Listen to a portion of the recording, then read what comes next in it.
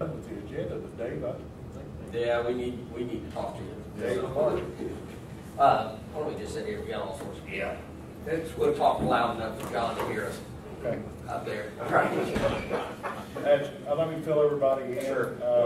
The bid closing for the cleaning of Blueriver, the tornado damage up and down Blueriver, about a 3.5 mile strip.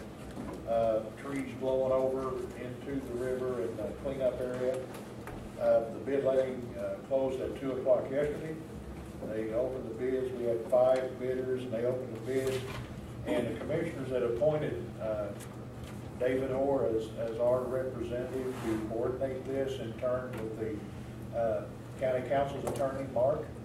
And they're here to make a recommendation. And after they reviewed all the bids from yesterday, they're here to make a recommendation today. That's correct, Mr. President. We had 5 bids come in. We had 9 individuals or 9 companies that we sent them out to. TNT Disaster, Temple and Temple, Cornerstone Construction, R.L.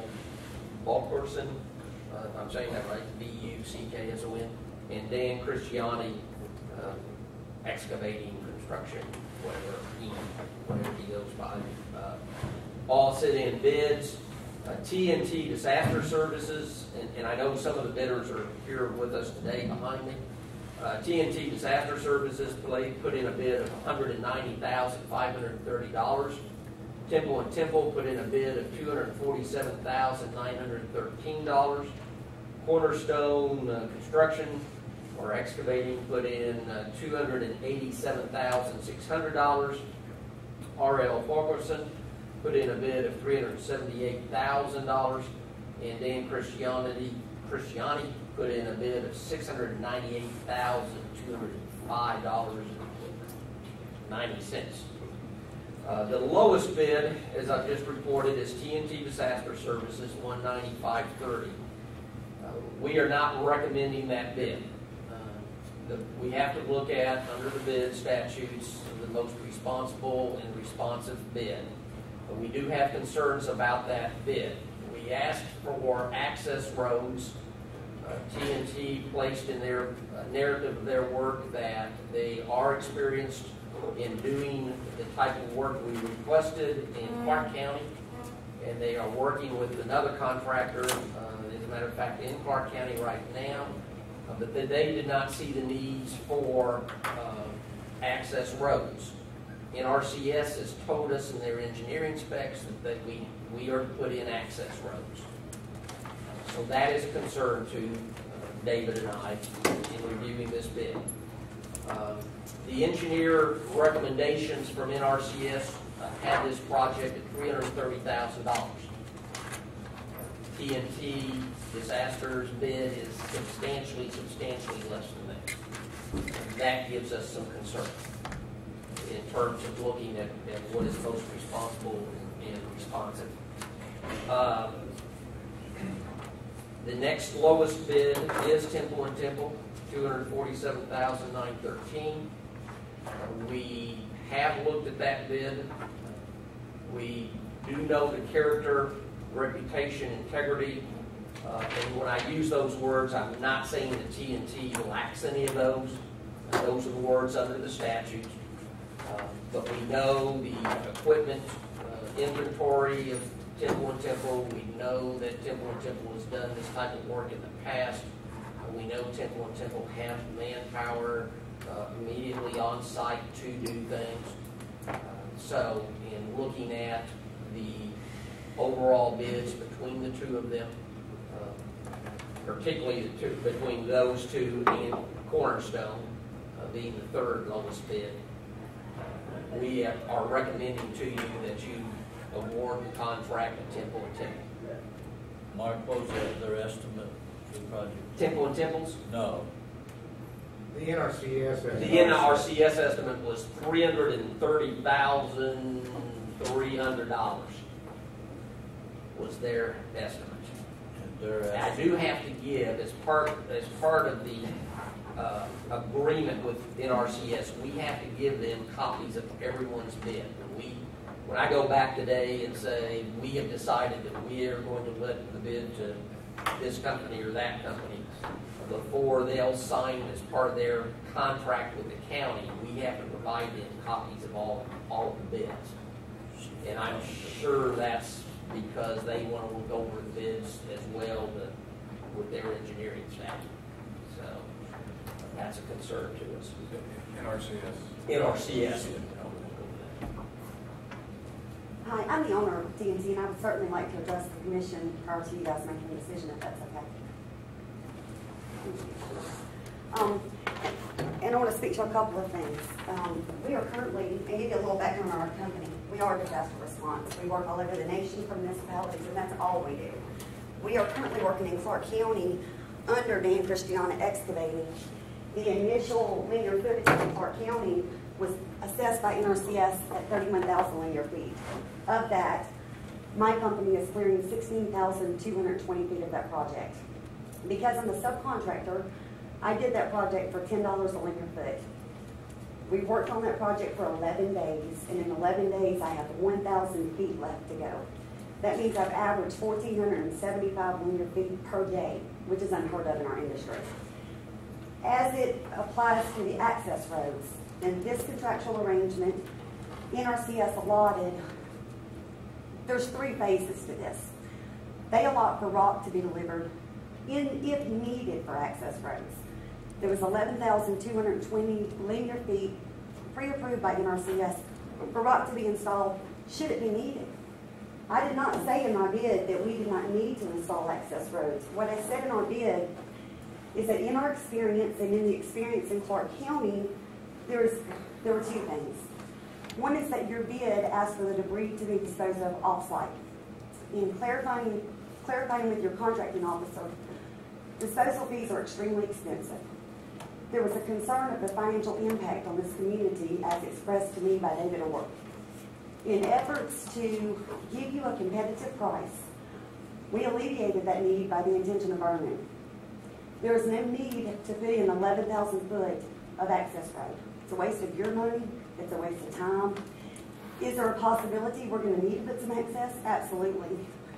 If you refer back to your NRCS documentation, it clearly says, contractors shall install access roads to provide limited access as needed. That's not money they're trying to just give you to throw away. It's money if you need that.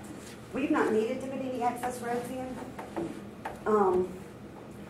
One of the things that I guess is upsetting to me in this situation, not one of our references has been contacted.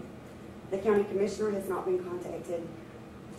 Prior to coming in here and just stepping over the fact that we bid this project, this is not a local bid, it's a federal bid. We pay federal tax dollars just like anyone else. We diligently came in here, gave you a bid, $57,383 less than your local guy. You don't know us. We do this for a living. You guys have references on us. We didn't start Clark County yesterday.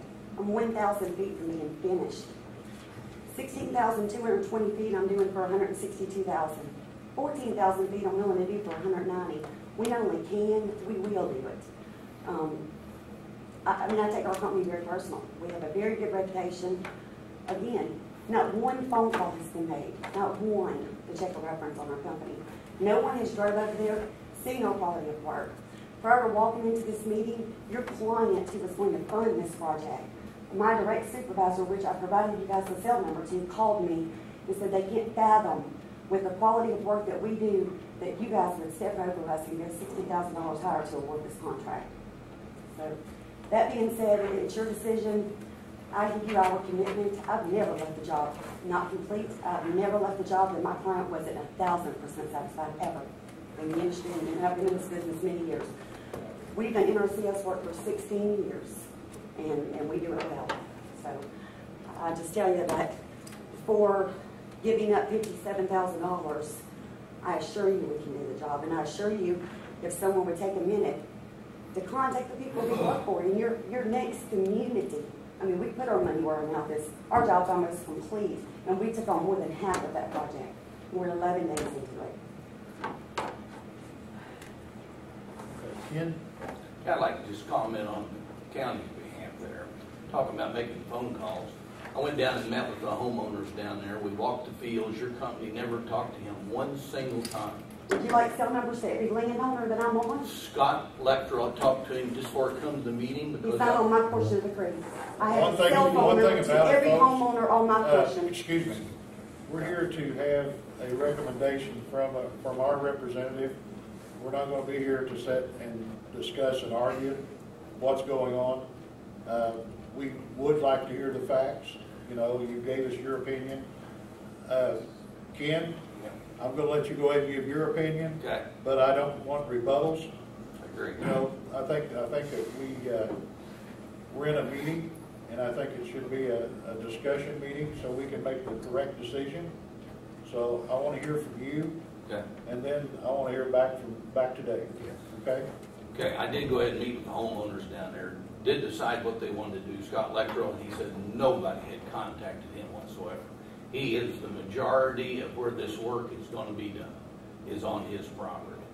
You know, Washington County here, I got 50 employees, our unemployment run out April 1st. They have no work whatsoever. And then for a storm chaser to come in and take this county's money and run back to another state, I think is an injustice to the people that are paying the taxes that makes this building here be able to be open. This is federal money, it's And- not local money.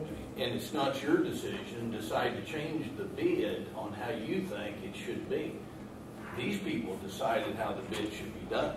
And nobody gets the opportunity to change it how they want to because they think they know what's best. That's Mark. Okay, now, Dave?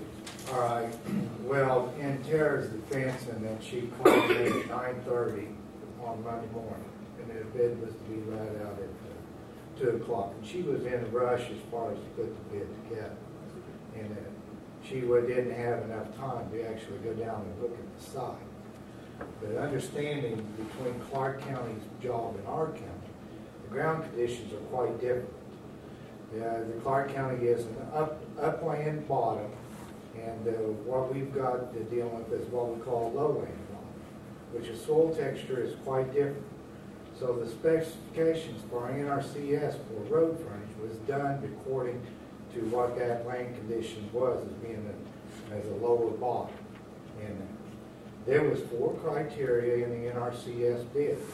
And every one of the other contractors, except for this one, specified and put dollar amounts by each one of them. One was 14,400 linear feet of debris removal, 11,500 feet of access road, 6.6 acres of seeding, and 49.5 of repair.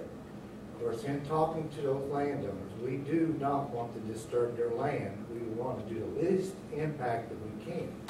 But understanding the situation, the access roads, some of them come in from Dutchman Plain in that way, and the other ones come in from Train. If you had gone and looked at it, the Dutchman Lane project with the access road was not a road that needed to be moved. They put in because it was on the upper end of a bluff that they couldn't even work in on that side. So everything had to be worked on the lower end. If you look at it as maps, and if you visually look at things, there's probably only about one access road that really needs to be in there. And some of those bids showed that, you know, in their criteria. Now, Tara's bid, it says all 4 components, and it says $190,530. There is nothing listed for us to send to the state to have any criteria for the things for the linear feet removal, linear feet access road, seeding disturbed, or acres to repair for damage. It's not categorized at all. So we're going to be sending up a bid in there that says all 4 components in one lump sum. But if I can speak to that, your bid is not a request for proposal, it is an invitation for bid. It asks for a lump sum price. I spoke with you specifically, and if I can speak to the fact, you are absolutely correct. I did not receive this bid package until 9:30 yesterday morning. I was certainly under the gun. I made it within 2 minutes of the cutoff. Not because I wasn't concerned on the project, and I had assessed this project way before your bid came out. I believe Mr. Mishler can tell you, I spoke with him last Tuesday. I had the commissioner of Clark County call and inquire on this project to Mr. Mishler on Friday. Was not told at that point the bid was out. I never received the bid. The only reason I knew the bid was out is because my NRCS supervisor showed up on my project and said he hoped that I got this job. I said, what job? Considering I had followed up at 3 o'clock on Friday and didn't receive it. That I was under the gun on the paperwork portion. We had been here and assessed the job. As far as access roads and as far as the components, he didn't ask for a breakdown. You know, federal bidding law says give you what you asked for. That's what I gave you. You just said yourself there may be a need for one access road. And I'll say this to you. We use track codes. Everybody here knows a track code that's 1 pound per square foot. It can go into the bottom. You can take it in the bottom. I will say this too. If 11,220 feet that NRCS allotted for a road needs to be put in, I'll put it in for my price. They also said there is a part in yours, and don't quote me, it's 49,000 or 49 acres, I believe, for reclamation. Keep in mind, guys, they're not saying they're going to give you money to reclaim 49 acres. They're saying they'll give you money for up to 49 acres if we damage it. We're not damaging 49 acres. That's not hand-me-down money NRCS is going to give you. It's allotted if needed. If you go to my job or if you inquire about my job, very little bit we have caused very little damage. We've been a gate staying on the creek bank. It's going to happen. My track code's going to track it up. When I build a fire, it's going to track it up. But we're not dragging logs all over the fields and tearing them up in hopes to get some money. We take pride in what we do. When we do it right, we do it well. And there's no phase of this project for my amount of money that I will not need. You know, as we did this bid project, and we in there, I had this feeling that we would end up with oranges, apples, and bananas. And we did. We ended up with one quote quite a bit different, you know, on the lower end. Then we had one that was on the extreme end that was quite a bit overboard as far as what this project would even allow. And taking a look at it, I felt like we had oranges, we had 3 apples, and we had 1 banana. The 3 in the middle were very, very comparable in what they bid, and the price, and how they bid it out. And even the one with the banana, with a top bid, did it in this criteria as far as broke down that was put in the cost estimate. You know, I mean, to do the job's justice in there, and it was specified in there to walk the site, know what it is. Now, I understand that Tara's working on a project in Clark County, but this job is in Washington County with different soil textures and different layout than what she's got in Clark County. And I'm not saying she's not doing a good job in Clark County at all. But I have reservation, and my recommendation to you is to be responsive for the taxpayers in Washington County and the landowners that we're representing, that got easement. I went and got 15 easements, and I've talked to every one of these landowners that we're doing this project. And they are receptive to me to make sure that I think that we're doing a responsible job in there. I know what NRCS is asking for us to do as far as sending the information and the bid packet to them. And our recommendation is with a proposal that has all those that I feel like is criteria that NRCS will accept. I have questions that all 4 components with the lump sum figure in there is going to be adequate enough for that. I have one closing statement and then I'll let you guys make a decision. Keep in mind, there are federal bidding guidelines. This was not, as you're stating, a request for proposal. Had you chose to want to go local and stay local, you had an option to wait it and give some local preference. This was an invitation for bid, and under federal guidelines, unless you guys can find a legitimate reason to deem my company non-responsible, an invitation for bid goes to the low bidder.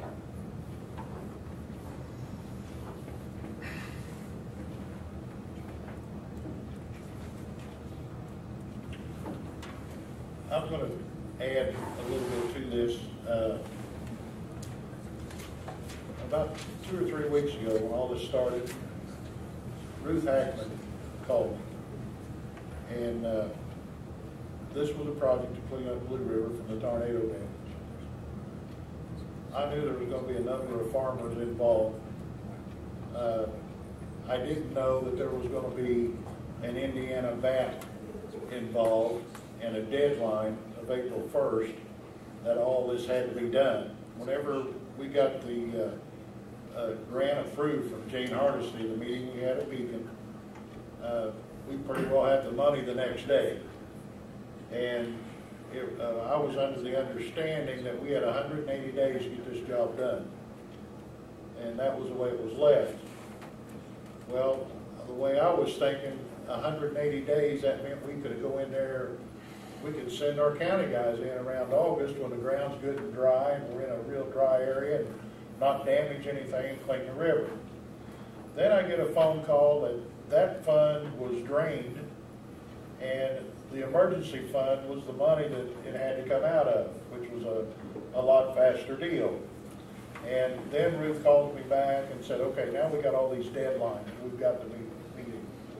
Well, in turn, what I did is turned her over to our county attorney, Attorney Cyphers, whose plate was already full with some litigations and different things that we had already piled on him.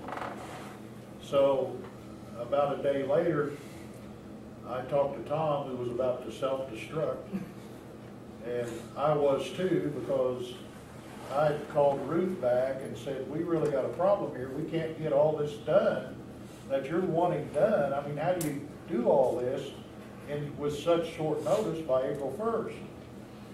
And it became a nightmare. And so Ruth, I guess, probably had talked to Dave, since he's on the board of the Soil and Water Conservation District. And Dave called me. Fortunately, him being on the county council, he called me and said I'd be glad to assist in this, because Dave being a farmer, a heck of a lot more knowledgeable. And he did call Mark and ask Mark to get involved, which just absolutely tickled me to death. Him being a farmer and knowing Blueriver and the areas. So that's how all this came about. That's how it all got, and those gentlemen there have worked, like Tom had told us earlier, that just day and night trying to get all this put together in such short notice, you know. And so I'm recommending to the board that we accept their recommendations, because they're the ones that have been out doing the groundwork, they're the ones that have done the footwork, they're the ones that are knowledgeable about this whole project. I'm definitely not. I was at the bid letting yesterday, but I'm definitely not. And we have counted on and relied on these two gentlemen to take care of this situation. So that's my recommendation. It's going to be up to you guys. I'll make the recommendation. Ready for that? You guys keep in mind that, again, there's federal bid laws, and I do have an attorney that's going to issue a TRO and start working on this contract, because you're outside the realm of that. Getting a regular bid to start with. We got to go this way. John made the recommendation that John made a motion that we accept the recommendation of Dave and Mark. Do I hear a second? I have to abstain from voting just because of I'll second business. the motion. All those in favor, raise your right hand. Opposed, same sign. Okay. Thank you.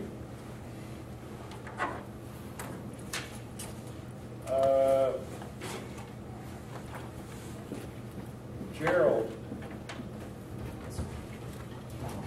Yes.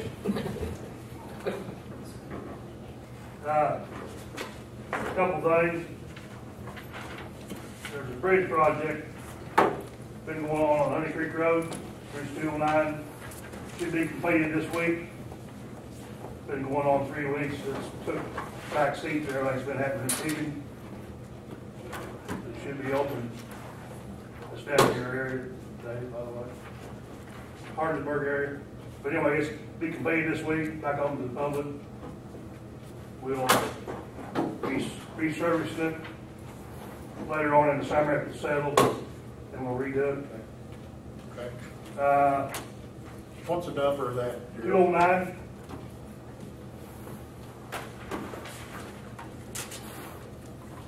The green ring in Pekin